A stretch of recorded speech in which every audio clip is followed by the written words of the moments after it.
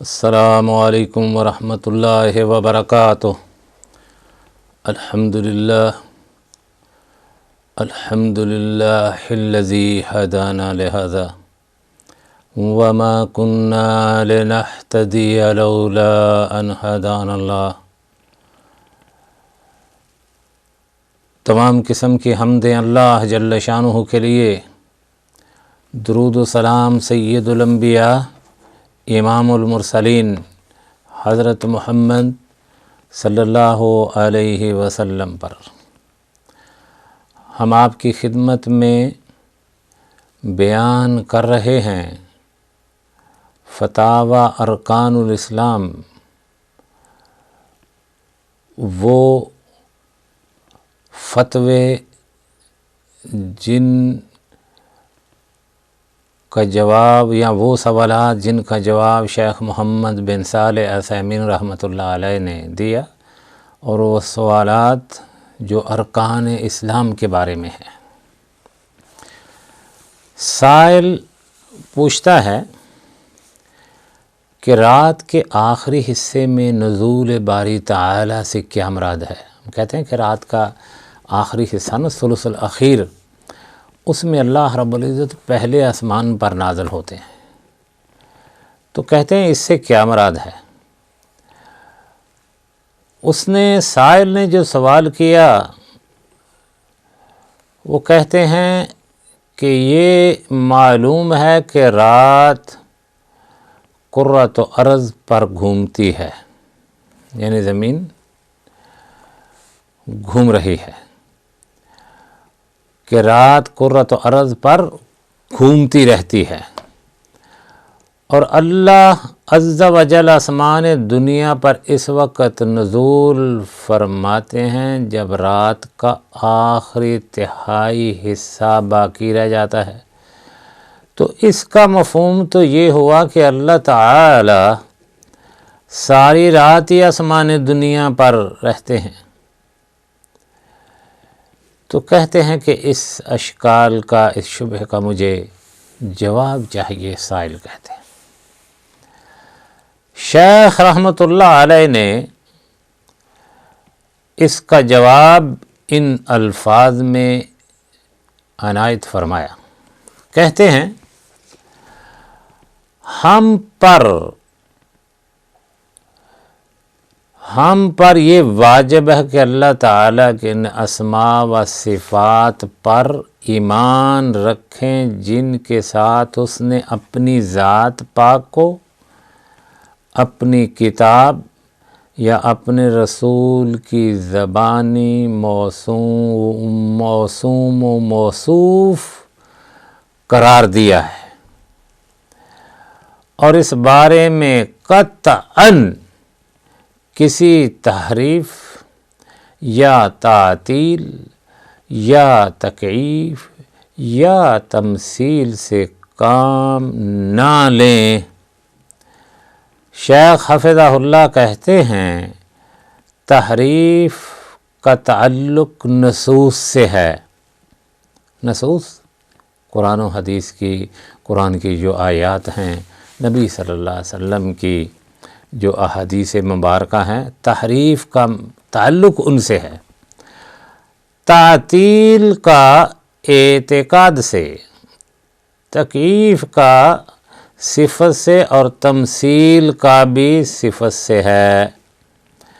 البتہ یہ تکییف کی نسبت زیادہ خاص ہے، کیونکہ تکییف مماثلت کے ساتھ مقید ہوتی ہے، لہذا واجب ہے کہ ان چار ممنوعات سے ہمارا عقیدہ پاک اور صاف ہو، اور یہ بھی واجب ہے کہ انسان اپنے آپ کو اللہ تعالیٰ کی ذات پاک اور اس کے اسماء و صفات کے بارے میں کیوں اور کیسے سے روکے، اپنے نفس کو کیوں اور کیسے سے روک کے رکھے، اور اسی طرح کیفیت کے بارے میں سوچنے سے بھی اپنے آپ کو روکے، کیونکہ اس راستے پر چلنے سے انسان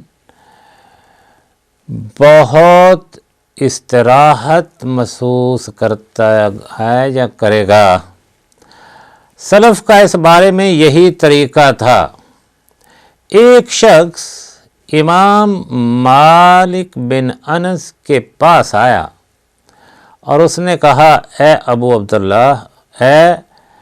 عبداللہ، اللہ رب العزت کا فرمان ہے، الرحمن علی العرش استوى، تو سوال یہ ہے کہ وہ عرش پر کیسے مستوی ہوا؟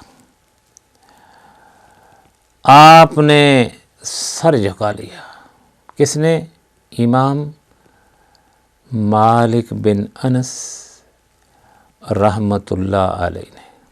یہ سوال اس کا سنا نا تو سر جھکا لیا۔ الرحمن علی العرش استوى، تو اپنے سر کو جھکا لیا، پسینے سے شرابور ہو گئے اور فرمانے لگے، الاستواء غیر مجہول والکیف غیر معقول والایمان بہ واجب والسوال عنہ بدعہ وما اراک الا مبتدع۔ استواء مجہول نہیں ہے، ترجمہ اس کا یہ ہے، لیکن اس کی کیفیت عقل میں نہیں آ سکتی۔ اس کے ساتھ ایمان لانا واجب ہے اور اس کے بارے میں سوال کرنا بدعت ہے۔ اور میں دیکھتا ہوں کہ تو بدعتی شخص ہے۔ یہ کون فرماتے ہیں؟ امام مالک بن انس رحمت اللہ علیہ۔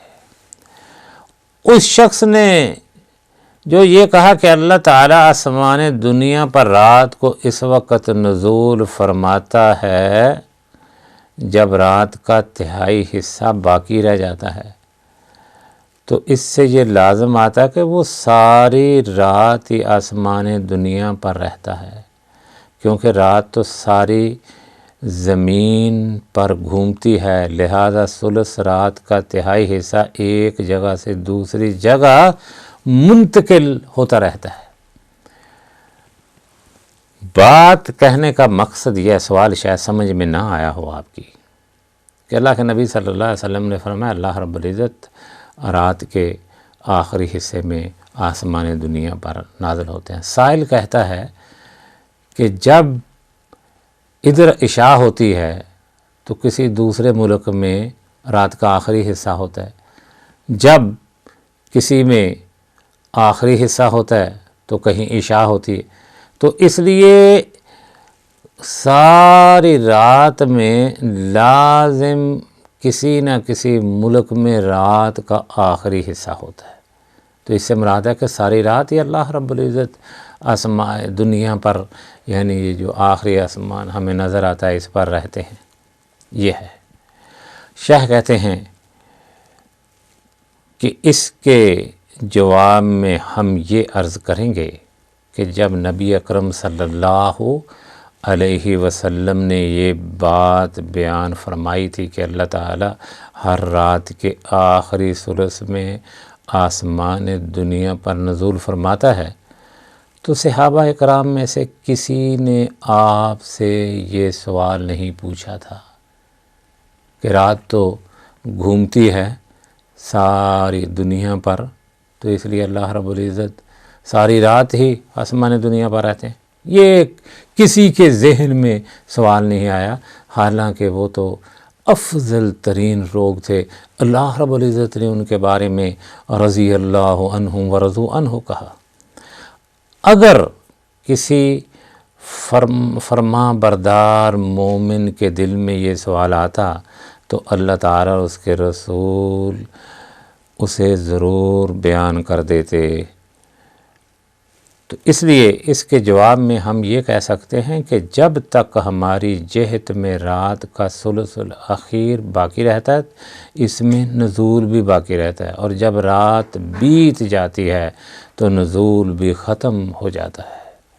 لیکن ہمیں نزول باری تعالیٰ کی کیفیت کا ادراک نہیں ہے، اور نہ ہمارا علم اس کا احاطہ کر سکتا ہے۔ البتہ ہم یہ ضرور جانتے ہیں کہ اللہ سبحانہ و تعالی جیسی کوئی چیز نہیں، لہذا ہم پر واجب ہے کہ ہم سر اطاعت خم کر دیں اور کہیں کہ ہم نے سن لیا اور ہم اس پر ایمان لائے اور ہم نے اتباع و اطاعت کو اختیار کر لیا، ہمارا یہی فرض ہے، اور ہمیں اسی بارے میں تعلیمات دی گئی ہیں۔